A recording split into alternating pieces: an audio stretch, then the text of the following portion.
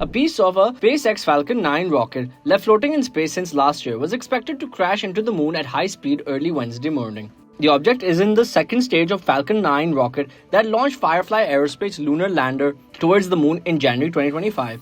Weighing 4 metric tons, the rocket's body was expected to strike the moon at around 2:35 a.m. Eastern Time or 11:35 a.m. Pakistan time, traveling at approximately 5,400 miles per hour. The impact was not expected to be observed live, as no aircraft orbiting the moon were in position to capture images of the collision. Scientists were expected to confirm the crash several hours later by analyzing telescope images from the Americas. According to SpaceX, impact was unintentional. The rocket stage was expected to hit the Einstein Center on the moon's western limb, an area that is often difficult to observe from Earth. The collision was expected to create a plume of lunar dust illuminated by sunlight, though it would likely be difficult to see with the naked eye from Earth. Unlike most rocket stages that re-enters Earth's atmosphere and burn up or fall into the ocean after completing their mission, this stage remained in space because the Chandrayaan 5 lunar mission required more thrust than missions closer to Earth.